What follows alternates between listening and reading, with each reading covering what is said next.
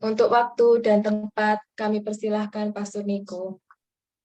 Terima kasih Ibu Linawati atas waktu dan kesempatan yang diberikan. Saudara-saudariku yang terkasih, Bapak Ibu yang tercinta, keluarga LPF yang berbahagia, kita bertemu kembali dalam doa kita bersama malam ini dan juga lanjutan pengajaran tentang Santo Bonaventura, salah satu ajaran teologis dari Santo Bonaventura, yakni Itinerarium Mentis in Deum, The Journey of the Soul into God, perjalanan jiwa kita kepada Allah. Dan kita sudah melihat bahagian pertama dalam perjalanan jiwa itu, karena 7 tahap perjalanan jiwa itu ada 7 tahap, yakni yang pertama, alam semesta sebagai jejak Allah, itu sudah kita lihat. Kedua, indera kehadiran Allah, sudah kita lihat juga. Dan kemudian manusia citra Allah, sudah juga kita lihat. Nah, dan sekarang kita mau masuk kepada permenungan Santo Bonaventura dalam Itinerarium Mentis in Deum ini, dalam perjalanan yang keempat atau tahap yang keempat, yakni menjadi citra Allah yang dibaharui rahmat. Menjadi citra Allah yang dibaharui rahmat. Apa maksudnya ini? Bapak Ibu, saudara-saudariku yang terkasih, ternyata manusia itu semakin kita mendalami diri kita, semakin kita masuk ke dalam diri kita, kepribadian kita sebagai manusia, maka kita juga semakin mengerti keterbatasan kita. Kita semakin mengerti segala hal yang berkaitan dengan diri kita yang terbatas sebagai ciptaan.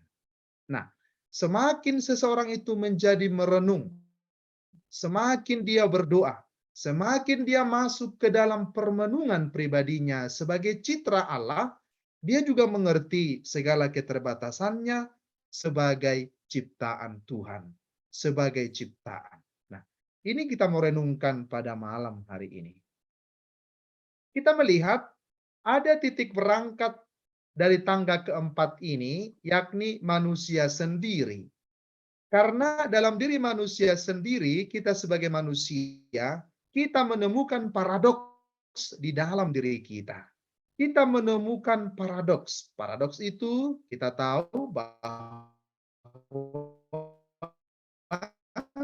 sepertinya kedua-duanya benar, tetapi sepertinya bertentangan, tapi kedua-duanya benar. Nah, kita melihat Allah telah menampakkan wajahnya dalam diri manusia. Artinya, di satu sisi, kita adalah citra Allah. Dia telah menampakkan wajah manusia diciptakan oleh Allah itu secitra dengan dia. Adalah citra Allah sendiri. Namun di lain pihak, walaupun kita diciptakan oleh Allah, secitra dengan Allah, ada gambaran wajah Allah dalam diri manusia, di satu pihak lain, di sisi pihak lain, kita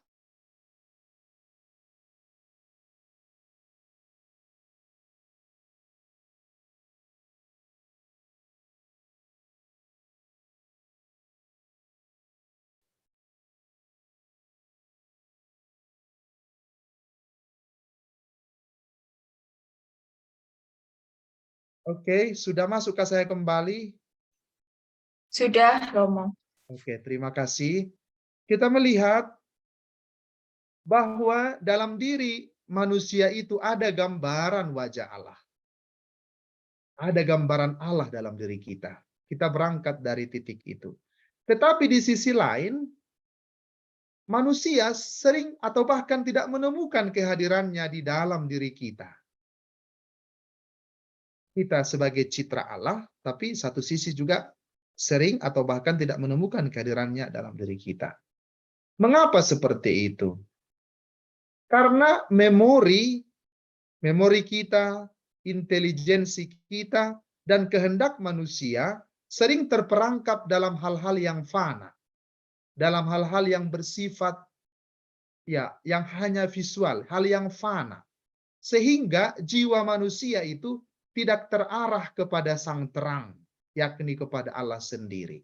Nah, di satu sisi manusia itu adalah citra wajah Allah, tapi di sisi lain sering manusia tidak menemukan kehadiran Allah karena memori kita, intelijensi kita, kehendak kita sering terperangkap kepada hal-hal yang fana dan jiwa kita tidak terarah kepada sang terang. Mengapa terjadi seperti itu? Santo Bonaventura mengatakan, itu karena dosa-dosa manusia. Itu adalah karena dosa kita. Ibarat seseorang yang memunggungi cahaya, katanya. Jadi ada cahaya itu, tapi kita punggungi. Kita berada di cahaya itu, kita ada di punggung kita. Jadi terhalang cahaya itu masuk ke dalam wajah kita karena terhalang oleh dosa-dosa tadi. Karena dosa inilah manusia tidak lagi menunjukkan citra Allah. Manusia tidak lagi menunjukkan citra Allah itu karena dosa-dosa.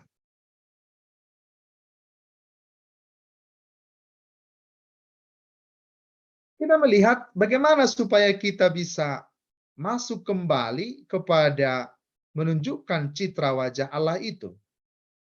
Kristuslah pintu keselamatan.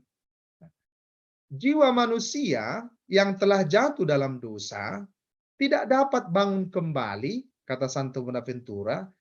Jiwa manusia itu tidak dapat bangun kembali tanpa ditopang oleh seorang penolong. Jadi harus ada seorang penolong yang bisa membantu dia bangun kembali. Jiwa manusia itu bangun kembali harus ditopang oleh seorang penolong.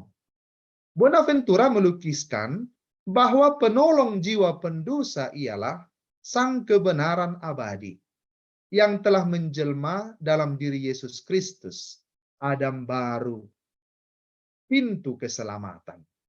Yesus Kristuslah yang menjadi penolong jiwa pendosa ini, karena dia adalah kebenaran yang sejati. Dan hal ini senada dengan apa yang dikatakan oleh Yohanes bab 10 ayat 9, akulah pintu keselamatan itu. Barang siapa masuk melalui aku, ia akan selamat. Dan ia akan masuk dan keluar dan menemukan padang rumput. Nah, dalam hal ini, agar manusia bisa dapat masuk kepada pintu itu, yakni Yesus Kristus itu, ada 3 hal yang bisa menyelamatkan dia untuk bisa masuk kepada pintu itu. Yakni fides, spes, dan caritas. Itu adalah iman, harapan, dan kasih. Dengan melewati pintu tersebut, dengan memiliki iman, harapan, dan kasih, dan itulah menjadi semacam kuncinya untuk memasuki pintu itu, untuk memasuki pribadi Yesus Kristus sendiri.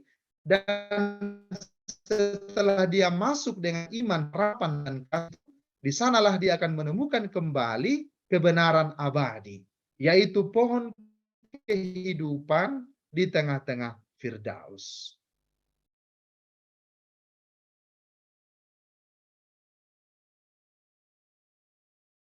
Bapak, Ibu, Saudara-saudari terkasih, dengan menjadinya Kristus sebagai pintu keselamatan, itu berarti Kristus itu medium. Kristus medium, artinya Kristus yang menjadi pengantara kita.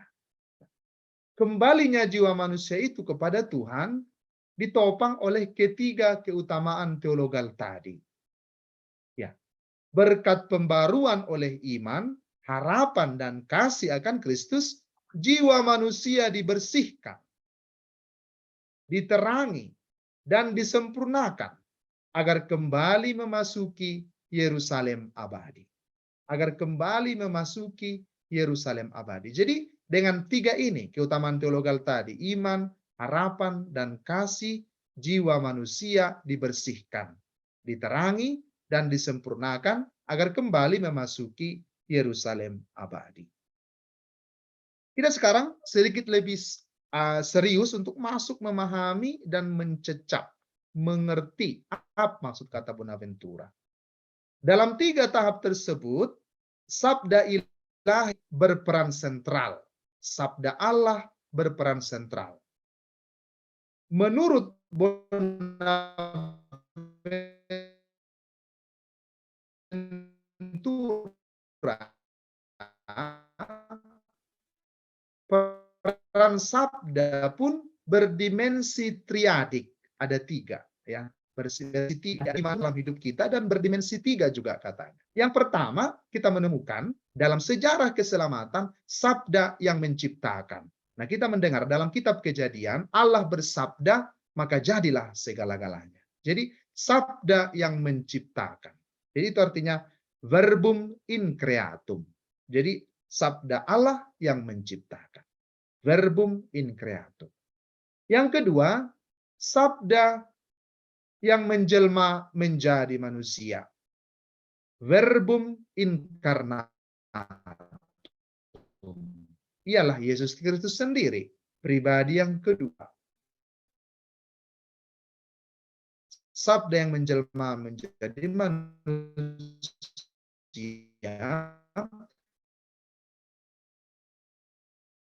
verbum incarnatum.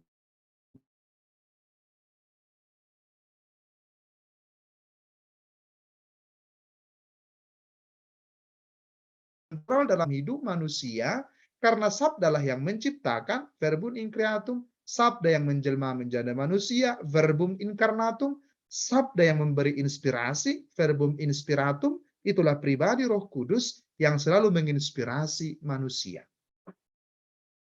Ciri-ciri ini adalah analog dengan perkataan Yesus sendiri. Jadi sabda itu adalah Yesus sendiri.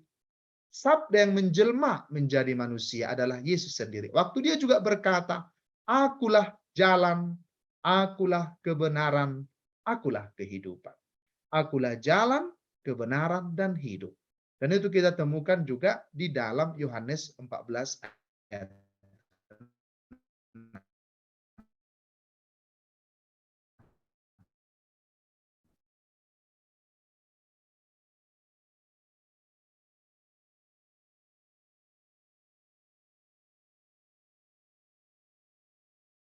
Kita, dan sabda itu pun berdimensi tiga juga, yakni in creatum, incarnatum, dan inspiratum.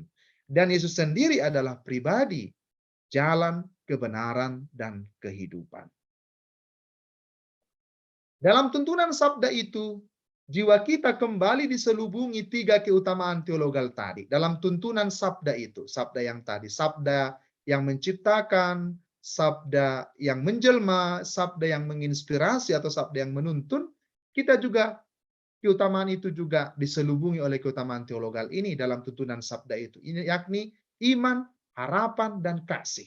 Nah, kita melihat bagaimana kita merenungkannya. Bagaimana Santo Bonaventura merenungkannya ini. Dalam iman, dikatakan oleh Santo Bonaventura, jiwa kembali mendengar. Nah, dalam iman, jiwa kembali mendengar dan mengarahkan pandangannya kepada sabda Bapa. Sabda Bapa. Nah, itu dia. Dengan imanlah kita kembali mendengar, jiwa kita kembali mendengar dan mengarahkan pandangan kita kepada sabda Bapa. Yang kedua, dengan harapan, jiwa merindukan sabda yang menginspirasi. Karena kita berharap, dengan harapan jiwa kita itulah merindukan sabda yang menginspirasi.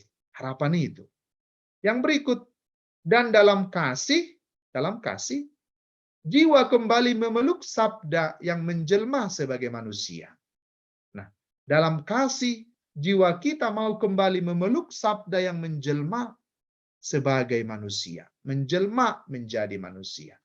Nah, dengan cara inilah, dengan tahap-tahap inilah, dengan cara seperti inilah, kita itu sebagai citra Allah dibaharui kembali. Jadi manusia itu menjadi citra Allah yang dibaharui rahmat. Tanpa ketiga hal ini, kita tidak bisa dibaharui oleh rahmat. Kita kehilangan kesecitraan kita dengan Allah karena dosa kita. Tapi dengan adanya iman, harapan, dan kasih, dan juga sabda yang menuntun kita, dan sabda itu adalah Yesus Kristus sendiri, Dialah pintu keselamatan itu sendiri, maka kita dibaharui kembali, diri kita kembali memiliki kesejahteraan dengan Allah itu sendiri. Kita melihat maka jiwa yang telah disucikan, diterangi, dan disempurnakan oleh rahmat Allah yang seperti itu, kini menemukan kembali sukacitanya. Maka dengan adanya iman kita, dengan adanya pengharapan kita, dengan adanya kasih itu, kita menemukan kembali sukacita kita. Kita menemukan kembali sukacita kita. Oleh sebab itu Bonaventura menulis begini. Manusia telah menjauhkan diri dari sumber terang dan berpaling kepada harta fana. Dan oleh karena kesalahannya sendiri, ia telah memperlihatkan punggungnya. Sejak dosa asal yang diwariskan kepada semua umat manusia. Martabat manusia telah dinodai kebodohan dan keinginan daging. Manusia sesungguhnya telah menjadi buta dan membungkuk sampai ke tanah. Tertelungkup dalam gelap. Ia tidak dapat menatap terang surgawi, kecuali jika rahmat dan keadilan memerangi kedagingannya, dan pengetahuan serta kebijaksanaan menghalau kebodohannya. Nah, ini dikatakan oleh Santo Bonaventura. Jadi hanya dengan rahmat dan keadilan memerangi kedagingan kita, dan pengetahuan serta kebijaksanaan menghalau kebodohan kita. Dan itu hanya bisa dituntun oleh rahmat dengan 3 triadik tadi, iman, harapan, dan kasih, yakni keutamaan teologal tadi. Oke, itu tahap keempat. Sekarang kita melihat tahap yang kelima, Bapak Ibu. Tahap yang kelima adalah pewahyuan nama pertama. Pewahyuan nama pertama Allah itu adalah dalam kitab Keluaran dikatakan bahwa waktu Musa bertanya, siapa namamu? Dan ada suara dari semak belukar itu berbunyi, akulah aku. Aku adalah aku. Nah, kita melihat begini, cara berpikir permenungan yang mendalam dari Santo Bonaventura. Manusia mengenal tanda kehadiran Allah tidak hanya melalui realitas di luar dirinya. Nah, waktu tahap pertama kan kita melihat bagaimana cara kita mengenal Allah itu pertama adalah vestigia Dei, artinya melihat di luar diri kita melihat gunung-gunung, waktu itu kita renungkan, kita melihat lautan, kita melihat samudra yang luas, langit dan semuanya, kita terarah kepada Allah. Itu tahap pertama, vestigia Dei, di luar diri manusia. Di luar diri kita. Kemudian kita juga masuk lagi ke dalam diri kita. Waktu itu kita di tahap berikut, mengindra kehadiran Allah. Kita melihat lagi tahap kedua waktu itu. Dan Bonaventura mengatakan, kehadiran Allah kita mengerti tidak hanya melalui realitas di luar dan di dalam diri, tapi juga di atas dirinya. Di atas diri kita. Apa yang di atas diri kita? Yakni pewahyuan diri Allah sendiri. Jadi bukan hanya ciptaan, bukan hanya mengindra ke dalam diri kita, tapi juga pewahyuan dari Allah sendiri. Disebut pewahyuan diri Allah sendiri karena Allah sendiri yang mengatakannya. Dia mengatakan, akulah aku. Jadi Allah sendiri memperkenalkan dirinya, mewahyukan dirinya. Aku itu ada loh, aku itu ada. Akulah aku. Berdasarkan penyingkapan nama Allah kepada Musa ini, dalam Keluaran bab 3 ayat 14, Bonaventura merenungkan bahwa nama pertama Allah ialah ada, esse. Nah, ini sedikit dia berbau filosofis, ya. Bonaventura merenungkan bahwa nama pertama ialah ada, esse. Nama pertama Allah itu adalah ada. Allah itu ada. Bonaventura menggunakan nama akulah aku untuk mengatakan bahwa adanya Allah merupakan kebenaran mutlak. Dengan mengatakan akulah aku untuk mengatakan bahwa adanya Allah itu merupakan kebenaran mutlak. Mutlak. Jadi Allah itu ada kebenaran mutlak. tidak relatif, mutlak, absolut, bahwa dia memang ada. Kemudian yang kedua, hakikat Allah itu, dikatakan Bonaventura, bagaikan terang dalam cahaya. Nah, ini bagaikan terang di dalam cahaya. Nah, jadi sudah terang, tapi dalam cahaya. Nah, oleh sebab itu, hakikatnya itu dipancarkan dalam sebuah terang, yaitu terang yang murni, yang tidak mengenal kegelapan. Jadi, Allah hakikatnya, hakikat Allah itu adalah bagaikan terang di dalam cahaya. Bagaikan terang di dalam cahaya. Hakikatnya dipancarkan dalam sebuah terang, yaitu terang murni yang tidak mengenal kegelapan. Ini sedikit dia berwarna filosofis. Dalam Yakobus bab 1 ayat 17 dikatakan, Allah adalah Bapa segala terang. Allah adalah Bapa segala terang. Jadi Bapa dari segala terang. Jadi dikatakan Santo Bonaventura tadi, yang pertama dikatakan terang dalam cahaya. Yakobus mengatakan Bapa segala terang. Jadi sumber segala terang kalau begitu. Bapa, asal segala sesuatu terang. Berarti dia terang yang murni, yang menghasilkan terang. Dan dikatakan Bapa itu segala terang dan terang kebenaran abadi. Jadi sudah ada dari dulu yang abadi. Tidak terbatas keberadaannya. Tidak temporal. Tidak ada, kadang-kadang ada, kadang-kadang tidak ada. Dia ada selalu. Lumen veritatis eterne. Kekal. Terang kebenarannya kekal abadi. Jadi sudah dari dulu ada, yang dari sebelum segala abad. Nah, ini adalah suatu permenungan teologis dan permenungan filosofis. Jadi Allah itu sungguh terang, Bapa segala terang dikatakan Yakobus, dan terang kebenaran yang abadi. Lumen veritatis eterne. Dikatakan oleh Santo Bonaventura, keberadaan Allah itu tidak dapat disangkal. Tidak dapat disangkal. Dikatakan, ia adalah wujud paling murni pada dirinya. Wujud paling murni pada dirinya. Ipsum esse purissimum. Wujud paling murni pada dirinya. Sebagai wujud yang paling murni, dia adalah yang pertama dalam intelek kita. Dalam pemikiran kita. Dalam pikiran kita. Primo cadit in intellectu. Kita melihat bahwa Allah sebagai yang paling murni dalam dirinya sendiri, wujud yang paling murni, dialah yang pertama yang ada dalam intelek kita. Sebagai wujud pertama dalam intelek, ia bersifat ilahi. Nah, ia bagaimana juga menerangkan. Ia bersifat ilahi. Dan karena bersifat ilahi, keberadaannya merupakan kebalikan sempurna dari ketiadaan. Omnio nihil. Artinya bahwa dia sebagai wujud pertama dalam intelek, ia bersifat ilahi. Karena bersifat ilahi, maka keberadaannya itu merupakan kebalikan sempurna. Kebalikan sempurna dari ketiadaan. Jadi kalau ada yang mengatakan tidak ada Allah, sekarang muncul banyak ateisme praktis atau tidak ada Allah. Tidak ada Allah. Itu dalam pemikiran ini, dalam logika Santo Bonaventura itu tidak mungkin. Karena manusia memiliki intelek. Dari mana intelek itu muncul?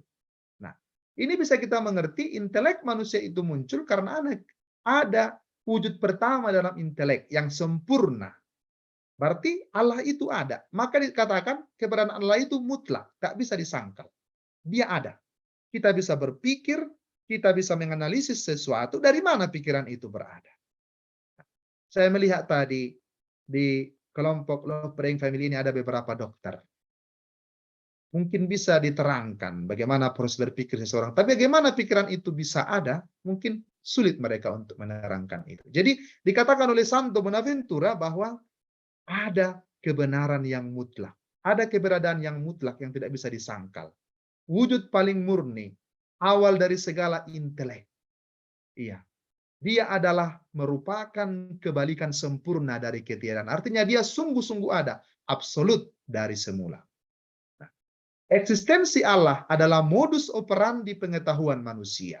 Nah, eksistensi Allah itu adalah modus operandi, cara bekerja pengetahuan manusia. Karena itu, adanya Allah itu tidak perlu dibuktikan. Cukup dengan mengatakan, mengapa kita bisa berpikir? Mengapa kita bisa merencanakan sesuatu? Mengapa manusia bisa membuat sesuatu? Mengapa manusia bisa melakukan sesuatu dengan baik? Nah, itu karena ada intelektus di dalam dirinya. Dan intelek yang pertama, yang sempurna itu ada dalam eksistensi Allah sendiri.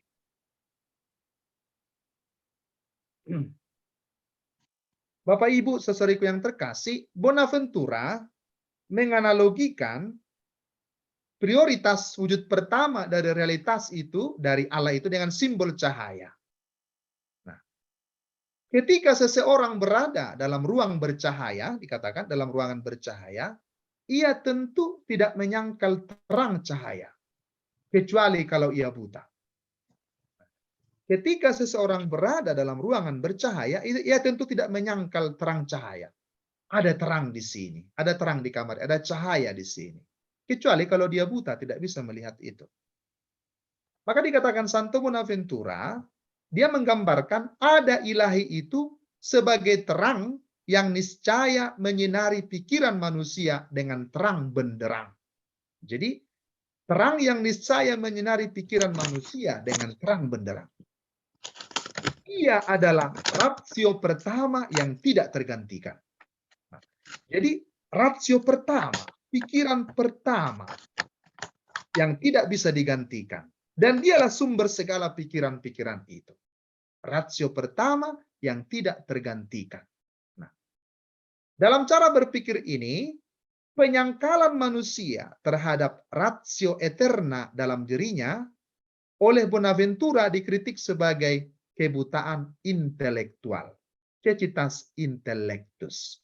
Jadi kalau ada yang menyangkal bahwa tidak ada ratio eterna dalam diri, tidak ada ratio eterna di Allah sendiri, dan dari mana pikiran kita itu dikatakan oleh Santo Bonaventura sebagai orang yang cecitas intellectus, kebutaan intelektual. Kita tidak bisa dilihatnya. Sama seperti orang yang berada dalam terang, adanya terang itu, tapi dia tidak bisa mengatakan terang itu ada karena dia buta. Jadi cecitas intellectus. Mudah-mudahan tidak terlalu rumit. Saya yakin kita bisa memahaminya. Kemudian tahap yang keenam. Tahap yang keenam. Pewahyuan nama kedua. Nah, pewahyuan nama kedua Allah itu adalah baik. Bonum. Nah, ini adalah juga kata-kata yang sangat indah. Yang dimengerti juga oleh Bapak kita Santo Fransiskus dari Assisi. Allah itu baik. Dia mengatakan begini, engkau baik, paling baik, seluruhnya baik. Jadi Allah itu sungguh baik. Pewahyuan nama kedua dari Allah itu tadi, yang pertama adalah aku adalah aku. Dia mau mengatakan bahwa Allah itu berada, aku adalah aku. Dan sekarang diwahyukan dirinya, Allah itu bukan hanya ada sebagai ratio eterna, bukan hanya ada, tetapi juga keberadaannya itu, eksistensi Allah itu, adanya Allah itu baik. Sungguh amat baik. Jadi dia baik. Bukan hanya ada, tetapi baik. Allah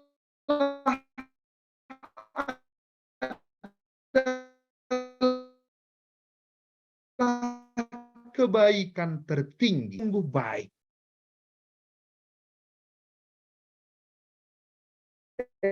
Eksistensi Allah identik dengan sumber malah kebaikan.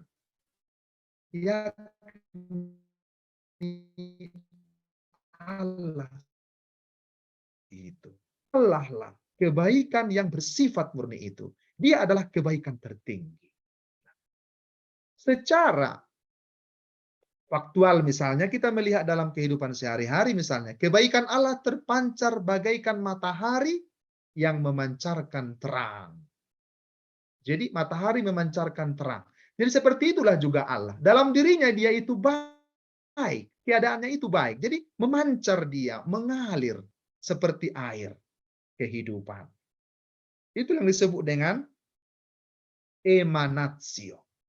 Nah, jadi kebaikan Allah itu dalam dirinya sendiri dia adalah baik, seperti matahari yang memancarkan terang, dan air yang terus mengalirkan kehidupan. Luar biasa. Allah itu bukan hanya ada, kata Santo Bonaventura, tapi adanya itu, dia adalah kebaikan tertinggi. Allah, kebaikan yang murni. Bonaventura mengutip kata-kata Dionysius begini. Bonum est diffusivum sui.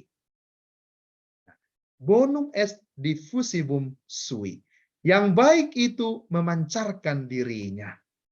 Jadi Allah itu ada, kemudian dia baik, dan dia memancarkan dirinya. Sama seperti matahari.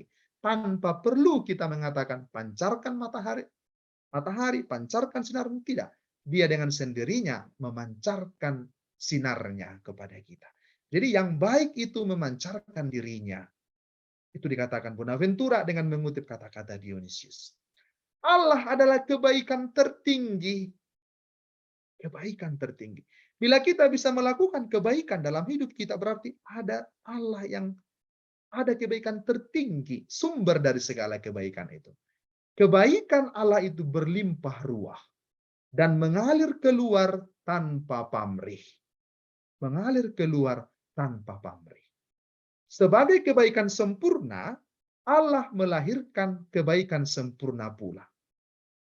Sebagai kebaikan sempurna, Allah melahirkan kebaikan sempurna pula. Nah, cobalah kita renungkan kata-kata itu. Sebagai kebaikan sempurna, Allah juga melahirkan kebaikan sempurna. Nah, ada istilah juga dalam bahasa Latin. Nemo dat quod non habet. Tidak seorang pun dapat memberikan dari dirinya apa yang dia sendiri tidak punya. Tetapi Allah itu sempurna kebaikannya, maka dia juga melahirkan kebaikan yang sempurna.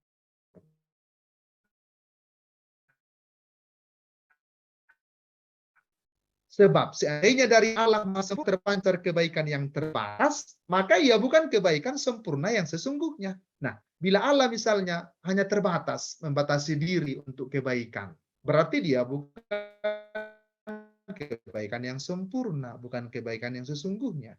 Tapi karena dia yang sempurna. Itu dia yang keenam. Sekarang kita masuk kepada yang terakhir. Yang ketujuh, gambaran kerendahan hati Allah. Jiwa sumber kehidupan, air kehidupan itu. Nah, kita melihat sekarang salib adalah gambaran kerendahan hati Allah. Kita melihat roh utama dari itinerarium mentis in deum ialah tanggapan manusia atas undangan Tuhan untuk melakukan eksodus. Dengan itinerarium mentis in deum adalah sebenarnya tanggapan manusia untuk menjawab undangan Tuhan agar kita melakukan eksodus. Eksodus artinya keluar dari diri kita. Dari mana keluar dari kita? Dari perbudakan dosa kepada keselamatan. Jadi itinerarium, perjalanan ya. Jadi dari perbudakan di Mesir ke tanah terjanji. Dari dosa kepada keselamatan. Dari dosa menuju rahmat. Jadi kita diundang dengan itinerarium mentis in deum ini untuk melakukan eksodus itu. Nah, dalam perjanjian baru, kesetiaan Tuhan terpenuhi dalam diri putranya. Dalam perjanjian baru ya. Kini Tuhan mengundang umatnya untuk memandang salib Kristus. Nah, untuk memandang salib Kristus.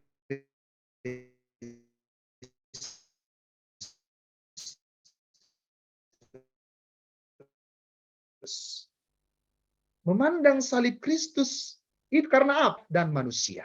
Nah,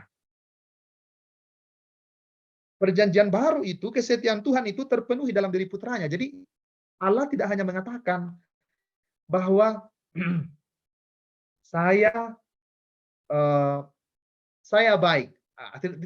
Allah tidak hanya mengatakan aku ini ada, aku ini aku ini baik. Tidak. Tapi dia menunjukkan kesetiaan itu sendiri lewat pengorbanan putranya di kayu salib. Nah, Kristus. Kita diundang semua untuk memandang salib Kristus. Nah, pintu perdamaian antara Allah dan manusia. Nah, kaum beriman diajak oleh Allah untuk memandang salib itu dengan penuh iman, dengan penuh harapan, dengan penuh kasih. Kayu salib itu digambarkan oleh Santo Bonaventura sebagai titian yang mengantar umat Israel menyeberangi Laut Merah menuju Paskah penuh sukacita.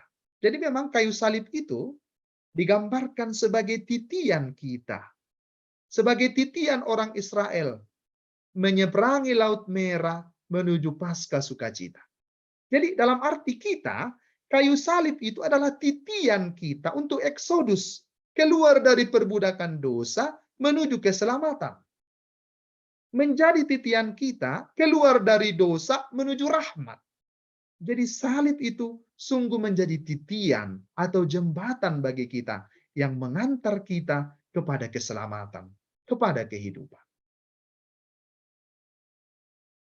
Bonaventura merenungkan misteri salib sebagai jalan yang sangat tersembunyi. Jadi Bonaventura juga melihat merenungkan salib itu sebagai jalan yang sangat tersembunyi. Tersembunyi, ya, salib, tetapi direnungkan sebagai jalan yang tersembunyi. Mengapa jalan tersembunyi salib? Karena apa? Karena tidak semua orang dapat mengenal wajah Allah yang terpancang di salib itu. Wah, sampai sekarang ini masih kita terima. Tuhanmu orang Kristen, bagaimana mungkin Tuhanmu itu disalibkan? Tidak ada Tuhan disalibkan. Sudah mati hidup lagi. Banyak orang-orang yang tidak mengenal wajah Allah yang terpancang di salib itu. Dan Yesaya juga mengatakan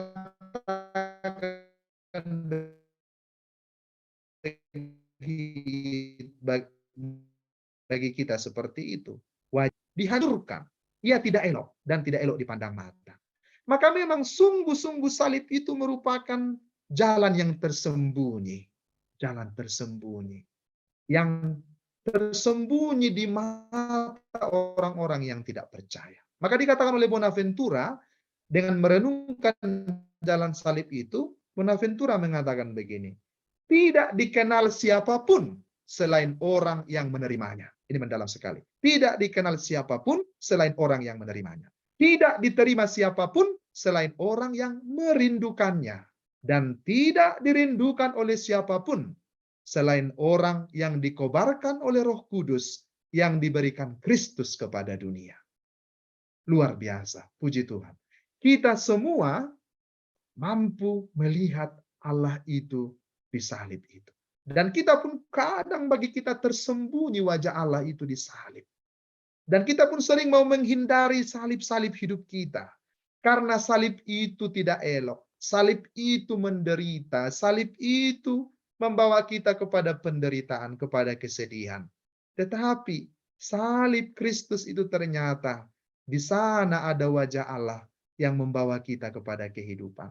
Dan jalan salib itu hanya dikenal oleh orang yang mau menerima.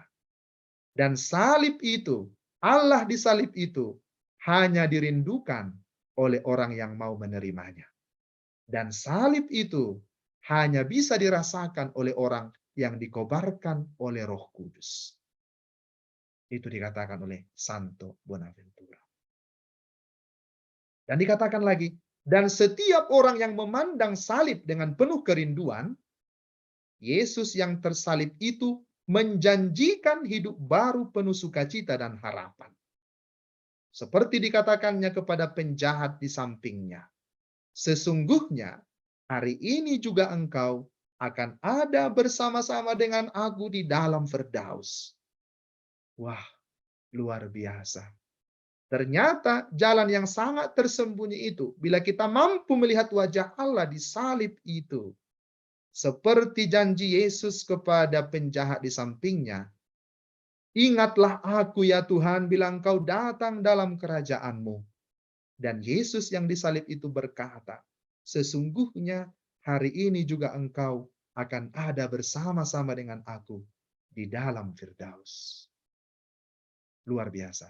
Saudara-saudariku yang terkasih, kita melihat logika salib adalah logika kehidupan baru. Sang cinta sendiri rela menjadi manusia, merentangkan tangannya di kayu salib untuk merangkul manusia dalam kasih. Jadi kita melihat ada logika di salib itu.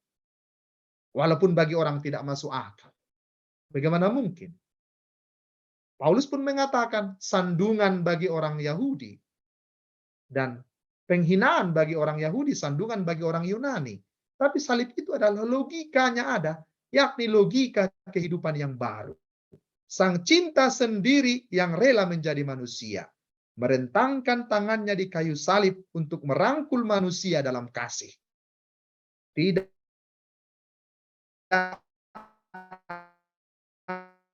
ada cinta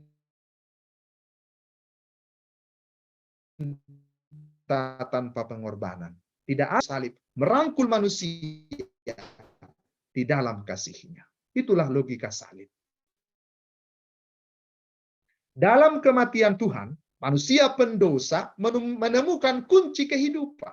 Dalam kematian Tuhan, nah kita lihat ya, dalam kematian Tuhan, manusia pendosa menemukan kunci kehidupan. Dalam kematian Tuhan, manusia pendosa menemukan kunci kehidupan. Di satu sisi, Tuhan bersyukur, saya bersyukur, terima kasih Tuhan engkau mati. Dengan begitu saya menemukan kunci kepada kehidupan. Saya menemukan jalan keselamatan karena kematian. Salib Kristus yang tampak sebagai wajah penderitaan itu justru memancarkan cahaya kehidupan. Jadi salib Kristus yang justru memancarkan cahaya kehidupan kepada kita yang berdosa. Kepada kita yang membutuhkan keselamatan, kepada kita yang membutuhkan kehidupan, kepada Paskah sukacita. Saudara-saudariku yang terkasih, maka misteri salib itu mengungkapkan bahwa Allah mencintai kita bukan atas jasa kita. Misteri salib mengungkapkan bahwa Allah mencintai kita bukan atas jasa kita, melainkan karena Dia sendiri adalah kasih. Adalah kasih.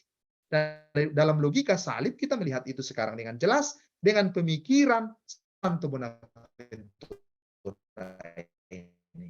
Kita semakin memahami logika kasih Tuhan. Sang kasih selalu memberi diri. Orang yang mengasihi tidak pernah menutup dirinya. Selalu berbagi, mencintai, mengampuni. Sang kasih itu selalu memberi. Oleh sebab itu, Bapak Ibu saudaraku yang terkasih, Bonaventura mengajarkan tentang bagaimana caranya dan kepada siapa manusia hendak berguru agar ia memahami makna perjalanan jiwa kembali dalam kesatuannya dengan kebaikan tertinggi, yakni perjalanan jiwa kembali kepada Allah. Kepada siapa kita berguru, belajar? Maka dikatakan oleh Santo Bonaventura begini, sekarang jika engkau bertanya tentang semua itu, berpalinglah kepada rahmat.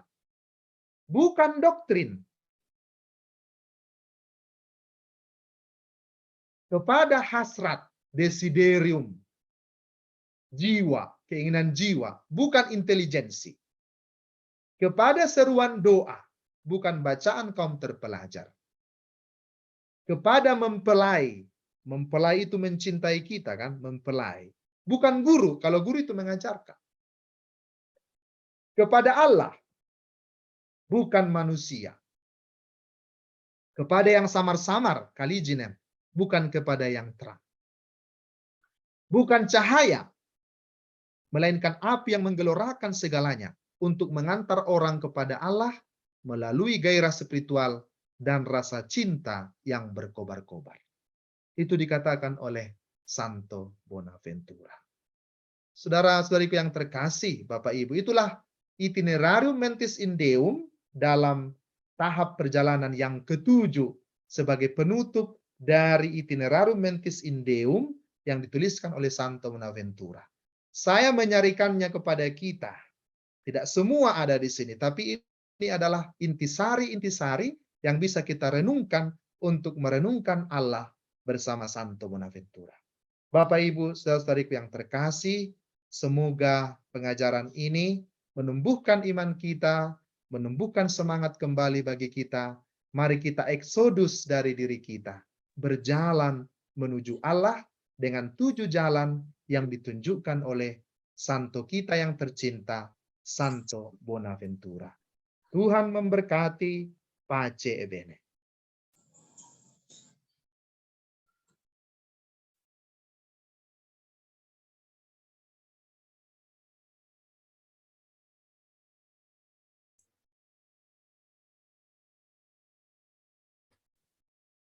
Terima kasih Pastor Niko atas pengajaran dan renungan yang sangat indah dan sangat mendalam pada malam hari ini.